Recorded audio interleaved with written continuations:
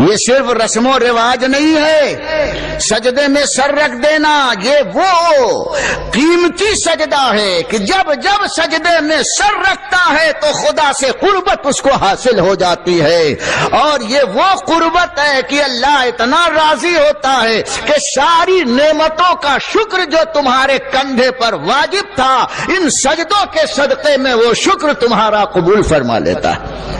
فَصَلِّ لِرَبِّكَ وَانْحَرْ، اپنے رب کے لیے اے حبیب نمازیں پڑھتے رہیے۔ اس لیے اے مسلمانوں نمازوں سے غفلت مت کرنا۔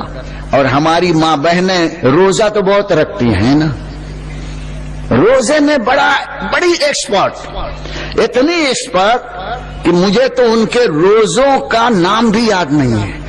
12 بیوی کے روزے، کیا کہہ رہے ہیں، 16 سید کے روزے، 16 15 کتنے روزے۔ روزہ رکھنے میں کوئی حرج نہیں ہے، خوب روزہ رکھو، لیکن یہ 16 سید 15 سید 12 بیوی، اس کی بیوی اس کے مرد، اس کی نسبت مت رکھو۔ روزہ صرف اللہ کی رضا کے لیے رکھو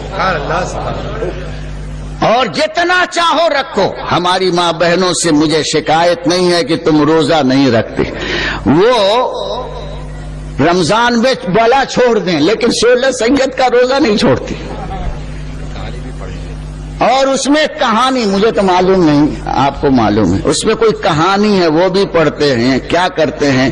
یہ سب بنائی ہوئی ریت و رواج ہے۔ تم وہ رواج اور وہ قانون اپناؤ جو جناب محمد الرسول اللہ صلی اللہ تعالی علیہ وسلم نے بیان فرمایا ہے۔ تو میں یہ عرض کر رہا ہوں کہ دوستو، عورتیں روزہ بہت رکھتی ہیں لیکن نماز پڑھنے میں بڑی کاہل ہیں۔ جب بالکل بوڑھی ہو جاتی ہیں تو ہاتھ میں تسبیح اور سر پر دوپٹہ اور پھر پلنگ پر بیٹھی ہوئی اللہ اللہ کرتی ہے، اس کے علاوہ بیچاری کو کام ہی کیا ہے۔ لیکن اے میری بوڑھیوں، ہم تم کو داد دیتے ہیں، کم سے کم بڑھاپے میں تو فاطمہ کی کنیز بننے کا حوصلہ مل گیا ہے۔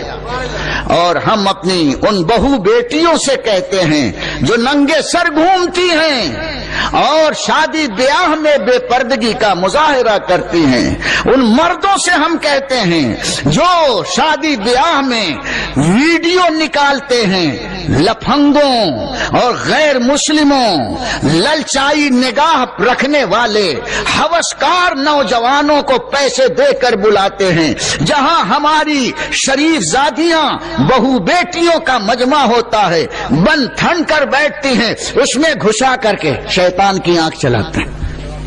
وہ شیطان کی آنکھ سے بھی دیکھتے ہیں اور اپنی آنکھ سے بھی دیکھتے ہیں، یہ اچھی ہے، وہ ویسی ہے، یہ ایسی ہے۔ اللہ کی پناہ، آج حسن کا نیلام ماں باپ اپنے گھر میں اپنی بیٹیوں کا غیروں کے سامنے کراتے ہیں۔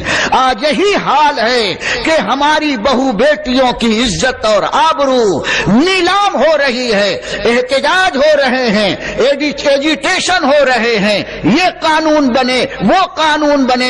ارے سب قانون بناؤ، ہم مبارکباد دیتے ہیں، لیکن مدنی رسول کا قانون اگر اختیار کر لو تو خدا کی قسم کوئی کرمنل اور کوئی ہوسناک تمہاری بہو بیٹیوں پر للچائی نگاہ ڈال نہیں سکتے۔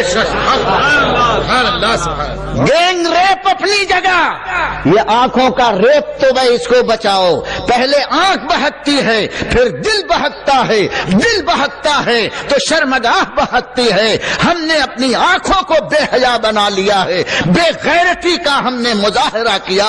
امام احمد رضا نے ان تمام چیزوں کی رسم و رواج کی کھلم کھلا تردید فرما کر فتاوی رضویہ میں اعلان کر دیا ہے، اسلامی معاشرے کو سنبھالنا ہے تو مصطفیٰ کی سیرت پڑھو اور اس سیرت پر عمل کرو، تمہاری بہو بیٹیوں کی عزت بھی محفوظ رہے گی، تمہارے گھر میں نحوست کے بجائے رحمت خداوندی کا قافلہ اترے۔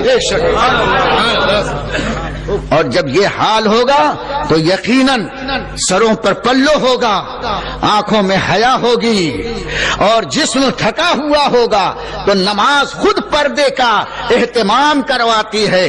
نماز میں اتنا اہتمام ہے کہ ایسی باریک اوڑھنی جس سے بالوں کی سیاہی چمکے، ہاتھ کا رنگ چمکے، ایسی اوڑھنی اوڑھ کر کے عورت کی نماز صحیح نہیں ہوتی ہے۔ موٹا کپڑا سر پر ہو، نماز پردے کی دعوت بھی دیتی ہے اور رحمت خداوندی تمہارے دامنوں میں بھر بھی دیا کرتی ہے۔